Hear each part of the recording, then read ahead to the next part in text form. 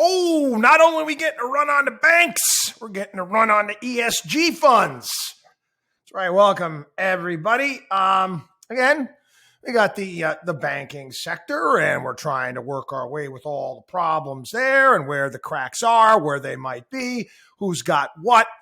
Again, based upon what the Fed has done, which is basically say, hey, give us all of your crappy assets that are underwater, and we'll give you a loan at 100% par. Are you kidding me? But yeah, that's what the Fed is doing. But again, take that and put that aside. Silicon Valley Bank is a green company. It was an ESG friendly company. And guess what? Well, take a look at some of these ESG funds. Billions with a B. That's right. Billions flowing out. 4 billion in outflows from one of the largest ones. Followed up the next day with another billion. The outflows continue this week. Well, again, if you're a fund manager there and you're losing your clients' money, never fear. Joe Biden saved you. Joe Biden and his first veto of his presidency vetoed legislation that Congress put forward to yank away all of these, the ESG protections that he put in place. Now, I'm going to review, if you're not familiar with what this is.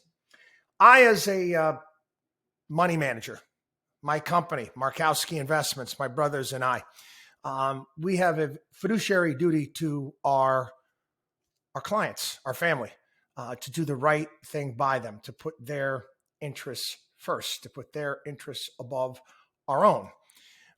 Again, fiduciary relationship, you expect that with a lawyer, an accountant, a true financial professional, doctors. I mean, professions is what you should expect.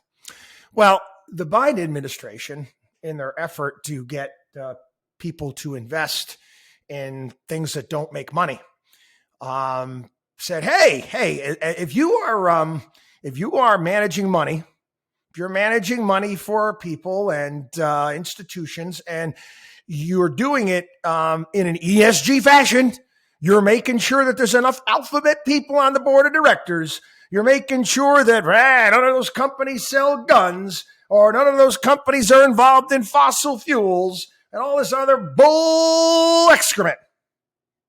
Okay? If you do that and you lose your client's money, never fear. It's okay. It's okay. It's a get out of being a fiduciary responsibility card, like if you had it in the game of Monopoly. And it's pathetic and sad. Anyway, another story on the ESG front. This is coming out this evening. Apologize. Tomorrow evening.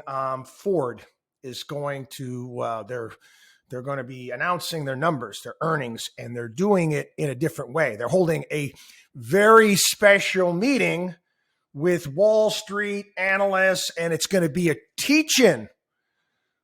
They're going to tell the analysts what to look for in their numbers. Are you reinventing the wheel here? I mean, real simple, your top line. It's not that difficult. Well, Ford knows that its electric vehicle operation is hemorrhaging cash. It is hemorrhaging cash. So what they've done is they've divided the company into different reporting arms. There's Ford Blue, which is the traditional internal combustion engine business. It's Model E electric vehicle unit.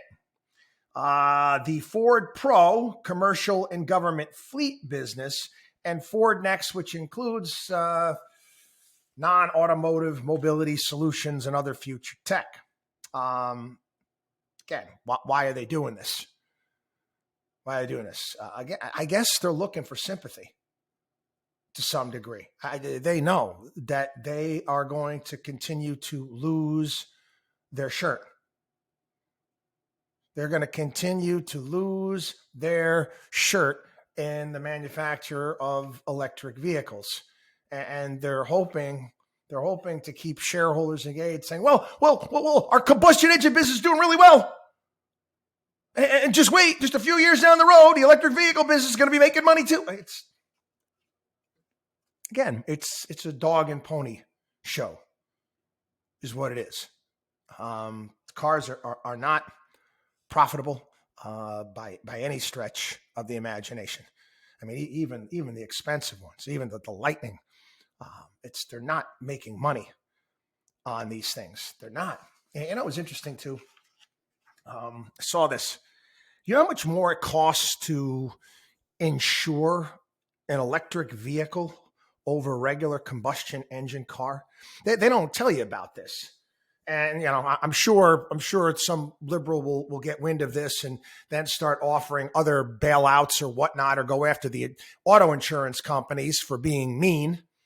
Well, as it turns out, when electric vehicles get into accidents and there's any damage at all to the battery, a scratch, whatever it may be, they junk the car. Most electric vehicles, when they get into car accidents, they just junk them. They can't fix them. So again, the costs of insuring those vehicles are much, much more. Anyway, again, it's just a lesson in the free market, people. I'm all for new technology. I was glad to see Elon Musk announcing that some of his future batteries are not going to have any rare earth minerals at all. That was an issue. You have to get from point A to point B.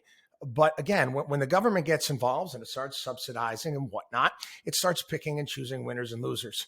Just get the hell out of the way, and the best companies will survive. The best companies will make it. That's how our system is supposed to work. WatchDog on WallStreet.com.